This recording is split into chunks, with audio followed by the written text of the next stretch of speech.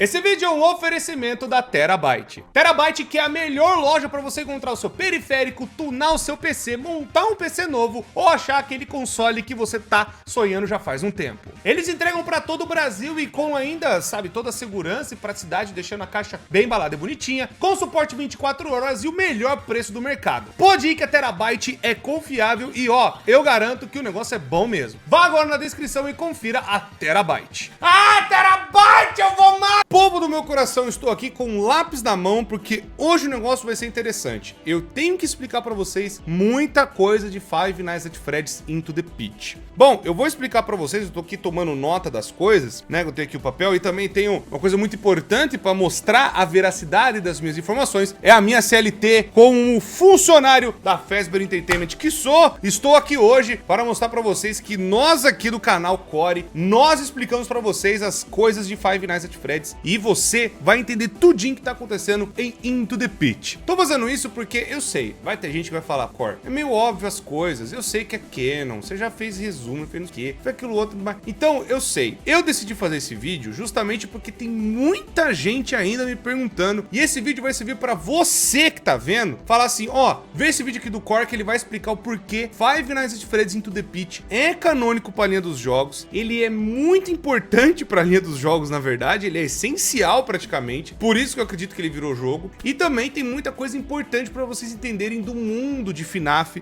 que vocês vão entender nesse vídeo aqui. Então, pessoas, já pega uma água, já tô aqui pronto porque hoje eu vou falar bastante, e você assista o vídeo até o final. Ó, eu sei, vai ter muita informação, você presta atenção e assista até o final, que o bagulho hoje vai ser doido. Hoje você vai ter a sua CLT de Five Nights at Freddy's, hoje você vai se formar, você vai ser graduado, e para você começar a aula, já deixa um gostei, se inscreva no canal, ativa o sino, para vocês não perderem nada acontecendo aqui, hein? Já deixa um gostei para dar uma força e se inscreve, porque tem vídeos novos todos os dias e hoje eu vou explicar para vocês o que é Five Nights at Freddy's Into the Pit e por que ele é canônico e todas essas coisas que nós vimos no jogo. Então, senta, pega uma água e vamos lá. Mas ó, não vai por... Ó, você pode ver em 1.5x e tudo mais, mas pelo amor de Deus, veja tudo, porque vai que eu respondo a sua dúvida mais lá pra frente, tá? Então, vambora. Primeira dúvida que a galera me mandou bastante é: Five Nights at Freddy's Into the Pit, ele é canônico? Canônico, quando a galera fala, é se o jogo faz parte da linha principal dos jogos, basicamente, FNAF. Porque a galera desconsidera muito o FNAF World, por exemplo, que ele é realmente meio assim, sabe, fraquinho de história, aquela coisa toda. E aí, falaram assim, pô, Core, mas é porque não tem um número, não tem assim, não é da Steelwood. O que é esse projeto? Será que é só um negócio pra comemorar os 10 anos? O que que é? E aí, então, a minha resposta pra você é sim, Five Nights at Freddy's Into the Pit, ele é canônico e muito importante pra história. Ele é absurdamente essencial, porque não só vai ter referência a William Afton, que é o grande assassino da franquia, fez as coisas ruins, né, passando com as crianças e tudo mais, tem referência ao Henry Emily, criador dos animatrônicos clássicos, também sócio do William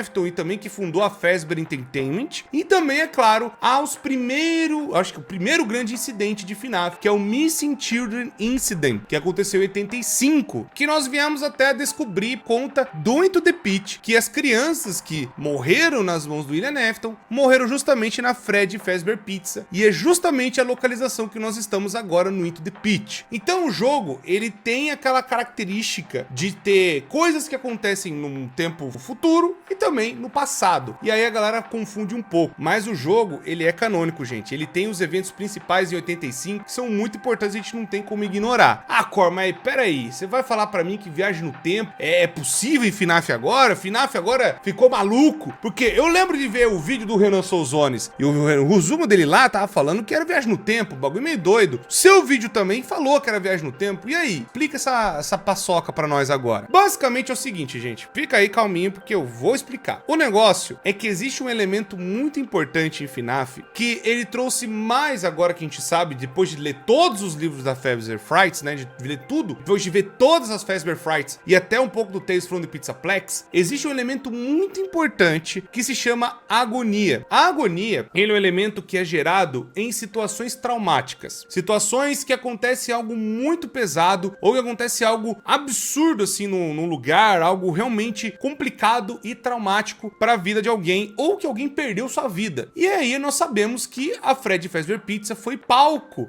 né, daquele negócio que o William Afton fez lá, né? Foi lá e ceifou a vida das crianças, acabou matando elas ali na pizzaria. E aí o que rolou? Esse elemento acabou sendo descoberto, acho que foi pelo Phineas, pelo Talbert, justamente nos epílogos que nós temos da Fazbear Frights. E vai contar pedaços da história de um outro animatrônico que o Phineas acabou criando, que é o Stitch Wraith, ou Fantasma Despedaçado. Nós descobrimos, lendo todos os livros, que esse elemento agonia, ele acaba sendo permeado pelo lugar, sabe? O negócio impregna como se fosse um vírus, como se fosse um bagulho assim, sabe? É como se alguém espirrasse na mão e pudesse contaminar tudo. E aí, tipo, fica completamente cheio de agonia por conta, né, desse evento traumático. E quanto mais agonia um lugar tem, mais atacado o lugar fica, mais assombrado o lugar fica, mais amaldiçoado acaba ficando ali, né? Toda a região praticamente. Por isso que explica, por exemplo, do lugar ficar decadente, explica, por exemplo, coisas misteriosas e bizarras acontecerem até nas próprias pizzarias que nós vemos nos jogos. Sabe quando os pôsteres mudam? É justamente o lugar assombrado, né, por conta desse elemento agonia, que acaba gerando, né, troca de pôster, sei lá, um paper pau, né, que é aqueles negocinhos que eles grudam na parede, né, os bichinhos que tem como se fosse um pratinho ali, faz os brinquedos ali, acaba sumindo e mudando de lugar, ou acabam, sabe, mostrando criança chorando, uns negócios meio bizarros assim. É esse elemento que acaba trocando essas coisas de lugar. E esse elemento é gerado, que nem eu falei pra vocês, por conta de coisas traumáticas que aconteceram no lugar. E aí, o que aconteceu foi, o homem por trás do ruim fez sua ruinzice. Foi lá e acabou ceifando a vida das crianças. Só que também tem um outro elemento que eu tenho que explicar, que é o remanescente. Eu já falei dele algumas vezes aqui, principalmente no documentário, mas o remanescente é praticamente como se fosse a alma da pessoa. Como se o próprio ser da pessoa pudesse pegar e ficar preso num lugar. Tem uma história muito importante na Fazbear Frights, que é o Together Forever, que é uma história de um animatrônico meio porco. Eu já falei o resumo dessa história pra vocês, e é mostrando basicamente que a alma da pessoa fica presa ali no animatrônico, né? Fica presa ali e acaba, sabe, meio que falando ou conversando. Mesmo a pessoa sendo triturada lá dentro, né? Com os pedaços, com os componentes, com as coisas, com a bateria, tudo. O remanescente, a alma da pessoa fica presa dentro do animatrônico. E aí, o que aconteceu? Que o William Afton, na época, em 80 e pouco, né, ali 83, 85, descobriu esse negócio, descobriu como que faz essa parada, por conta dele ver justamente o que aconteceu com o filho dele, a criança chorona. Caso vocês não se lembrem, em 83, a Fredbear's Family Diner, restaurante do FNAF 4, acontece o evento da criança chorona, que o próprio irmão dela mais velho, o Michael Afton, junto com os outros bullies, pegam justamente a criança e põe na cabeça ali do Fredbear, né, na boca, e mastiga o bicho. E aí o que acontece é que o lugar acabou ficando assombrado por conta disso, mas também o bicho pode ter começado a mexer. E aí o William Afton viu e falou assim, não, peraí que tem alguma coisa acontecendo aqui, tem alguma parada rolando nesse negócio. E quando ele faz os assassinatos, aquela coisa toda em 85, colocando os corpos das crianças dentro de Fred, Bonnie, Tika Fox e Golden Fred, ele acaba vendo mais ainda que o bagulho, sabe, ele tá gerando vida. Ele acabou virando como se fosse um necromante, né, fazendo com que a vida das crianças pudesse passar por uma vida depois, sabe? Brincar com o pós-vida, brincar com essa coisa, né? Não natural. E aí, misturando essa coisa não natural, as agonias, essas coisas bizarras e tal, acabam fazendo que o lugar fica assombrado pra caramba. E aí, justamente, que acontece uma parada muito louca, que essa agonia, ela também pode reservar memórias. Por que eu falo isso? Tem a história chamada The Real Jake, que é uma outra parte bem importante até do Fantasma Despedaçado, o Stitch Wraith, que vai contar a história do menino, que ele tem câncer, e é na história da Fazbear Frights, que esse menino, ele tinha um boneco, né, um boneco que foi montado ali pra ele, e esse menino tinha muita esperança de ver o pai, que o pai estava numa guerra, estava longe de casa, não lembro direito, e ele tava querendo, sabe, ficar melhor, se curar, sabe, sair daquele negócio, mas o moleque no final, ele acaba falecendo pra doença, mas toda essa energia positiva, essa esperança, essa coisa também, né, que a agonia não é só as coisas ruins, essas coisas também podem ser coisas boas, né, dependendo de como a alma foi, né, pro outro mundo. E pelo que dá a entender, a alma do menino foi presa nesse bonequinho. E aí, quando o Phineas, né, descobre essas coisas e ele acaba montando o animatrônico ali, um endoesqueleto meio bizarro, ele acaba colocando o boneco do Jake na cabeça do Stitch Wraith e também coloca uma bateria que ele achou de um outro animatrônico cachorro, que é o Fett, o cachorrinho, que tem até o easter eggzinho lá, o cachorro lá, é da segunda história, do segundo livro, melhor dizendo, que é o caçador. E aí, a criança que morreu, né, e acabou entrando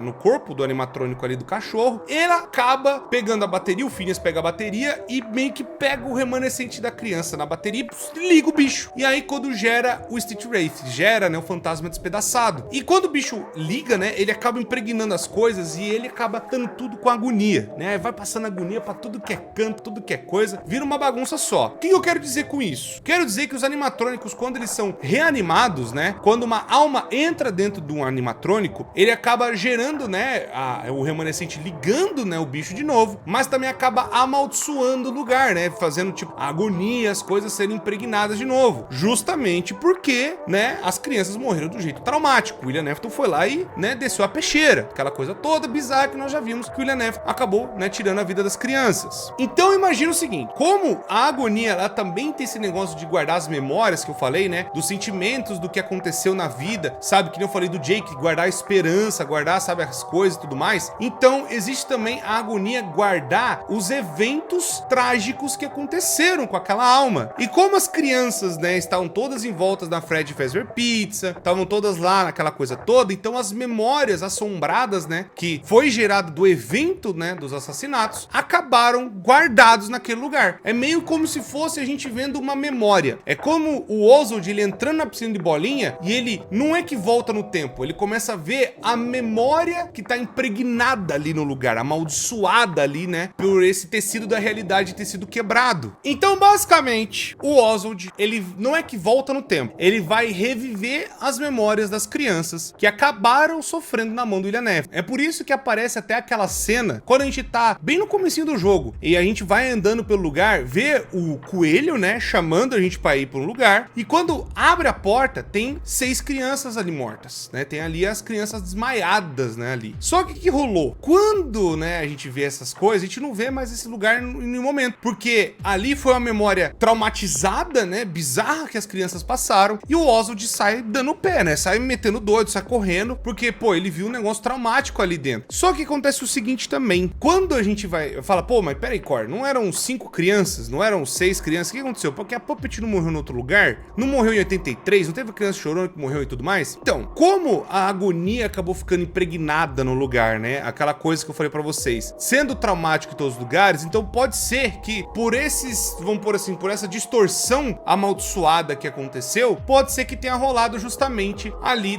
daquela imagem ter acontecido de ser as 6 crianças, justamente porque essa coisa traumática acabou sendo gravada no lugar, né, amaldiçoada ali no lugar, e o Oswald acaba vendo, pô, meu Deus do céu, aconteceu uns negócio ruim aqui na pizzaria. E aí não só isso, mas como a carga negativa já vem desde a Fredbear's Family Diner, né, o que aconteceu, e também da Charlie ter morrido lá de fora, então pode ser que tenha realmente colocado até a Charlie no meio. Não que ela tenha morrido ali, mas vamos por assim, a lembrança da morte, melhor dizendo, das crianças que acabou sendo remetida ali, né, sendo refletida ali naquele lugar. E aí algumas pessoas começaram a falar assim, pô, mas esse coelho aí, Cor, esse Springbone, ele é meio bizarro, ele tem uns dentes meio bizarro, ele é meio doido, né, ele é meio, né, meio, sabe, parece um parasita. E aí estão começando a chamar ele de abominação. E faz sentido chamar ele de abominação ou de monstro, porque é desse jeito que as crianças enxergam o que acabou tirando a vida delas. Então, é uma memória do que nós estamos vendo, é como as crianças viram William Afton, como as crianças viram o assassino delas. Então, o que ficou guardado, gravado ali, é esse monstro, essa coisa bizarra, a abominação. Não é o William Afton em si, mas sim a memória do que ele fez, a memória do que aconteceu, a memória das coisas que rolaram ali, gravada pela agonia, que eu falei do negócio ser todo traumatizado, aquela coisa toda, né? Aí podem me falar assim, pô, Cor, mas peraí, isso aí é meio doido, é meio novo, eu nunca vi isso em FNAF. FNAF tá inventando coisa, isso aí nunca aconteceu, você tá inventando na minha cabeça. Aí é que você se engana, porque FNAF já usou esse tipo de coisa, pelo menos para explicar as coisas mais de uma vez. Vou citar alguns exemplos aqui para você refrescar sua memória. Five Nights at Freddy's 3. Sim, FNAF 3 já utilizou meio que um artifício parecido. Quando nós estamos jogando na Fazbear Frights, nós vamos ver os Phantoms. Os Phantoms, eles não fazem parte da atração. Nós vamos ver o Springtrap, mas os Phantoms, eles começam a aparecer. Eles aparecem como se tivesse um lugar amaldiçoado, como se tivesse cheio de agonia, porque tem justamente o assassino do bagulho ali dentro da roupa do coelho. Então, impregnou toda a Fazbear Frights. Fora que, por conta disso, a gente começa a ver os minigames do Follow Me. E o Follow Me é quando, se vocês lembram bem do documentário, lembram do que eu já falei pra vocês, é em 93. E o Fazbear Frights, né, o FNAF 3, é em 2023, 30 anos depois. Então, não é de hoje que tem esse negócio de,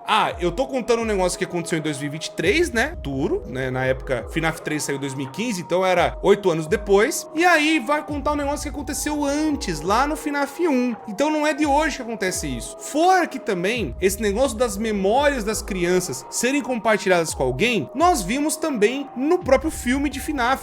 O filme do FNAF 1, né, o Pesadelo Sem Fim, tem lá o Mark Schmidt, né, que ele gosta de dormir, o homem que mais dorme do planeta Terra. Quando ele vai dormir justamente no local de trabalho, né, ele acaba vendo não só o sonho que ele já estava tendo, tentando procurar o irmãozinho dele mais novo, mas ele começa a ver as crianças, como elas eram, o que aconteceu com elas. Ele começa a ver, né, que as crianças estão ali, tem ligação com quem levou o irmãozinho dele. Então, é aquela coisa, ele tá vendo como as crianças eram, mas aí quando ele abre o olho, ele vê os animatrônicos. Então é outro negócio, que agora as crianças são animatrônicas, mas ele começa a ver como as crianças eram antes. E outro jogo que também fez isso foi o próprio Sister Location. Sister Location, a gente vai ver os eventos do Michael Afton, né, passando ali, né, na Sister Location, aquela coisa toda. Tem minigames que vão contar coisas que aconteceram, por exemplo, com a Elizabeth. Vai contar como que ela entrou dentro da Circus Baby, aquela coisa toda, que foi antes, né? Que nem vocês viram já, né, que nem eu falei no FNAF 3. O filme agora de FNAF, né, que é o grande exemplo. Fora também outra coisa que,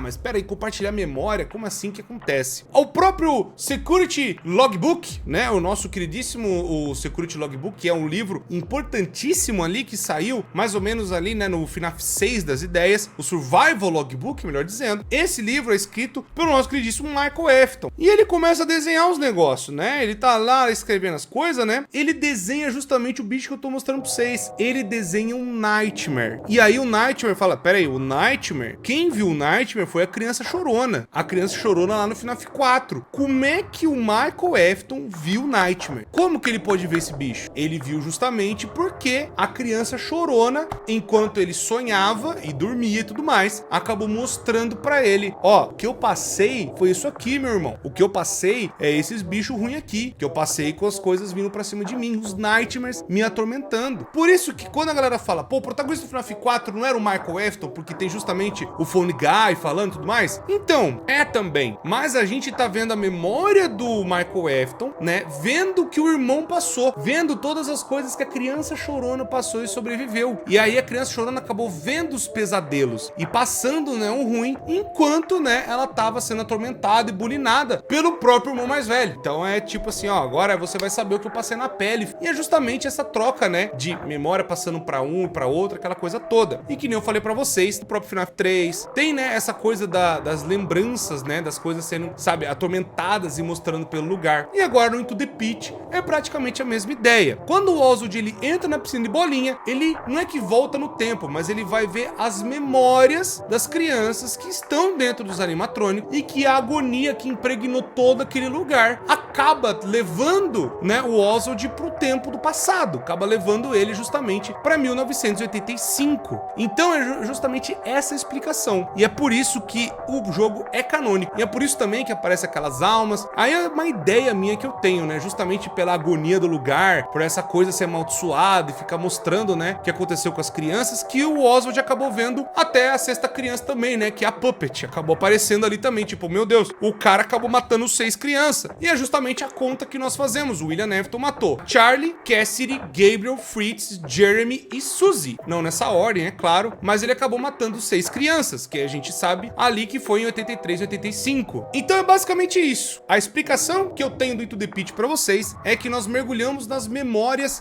dos traumas e das agonias que aconteceram no passado, justamente no Into the Pit, e das coisas bizarras que aconteceram que o William Afton fez 83. E o William Afton é daquele jeito, por justamente ser a memória das crianças daquela época. Então é como se o lugar ele estivesse sendo desafiado pela natureza. É algo não natural, é uma maldição, é algo bizarro, é algo como se quebrasse o tecido da realidade. Porque o William Afton, ele começou meio que a brincar, né, sabe, de Deus, brincar, sabe, com a vida, né, das crianças e tentando procurar a imortalidade com isso. E aí então é por isso que as crianças veem ele como um bicho poderoso, aquela coisa toda, e veem como um monstro e tudo mais. Aí você pode me perguntar, tá, Cor, mas outra pergunta, por que o Oswald acaba vendo então um coelho dentro de casa e troca, né, o pai dele, aquela coisa toda? O vínculo do pai dele com essa história toda, nós descobrimos, pelo que eu acredito, é a máscara de Fred que nós descobrimos justamente na casa do Oswald. Quando nós vamos pular ali no sótão, tem uma máscara que cai. E quando nós vamos ver, é uma máscara com a fita verde. E aí fala, pô, pera aí, a fita é verde, máscara do Fred, pô, meu Deus do céu, pera aí, é justamente a máscara do Fred Bully. Muito possivelmente, pai do Oswald era amigo do Michael Afton. E justamente quando tem a cena dos caras carregando a criança chorona na boca do Fredbear, nós temos ali o Michael Afton, que é o cara com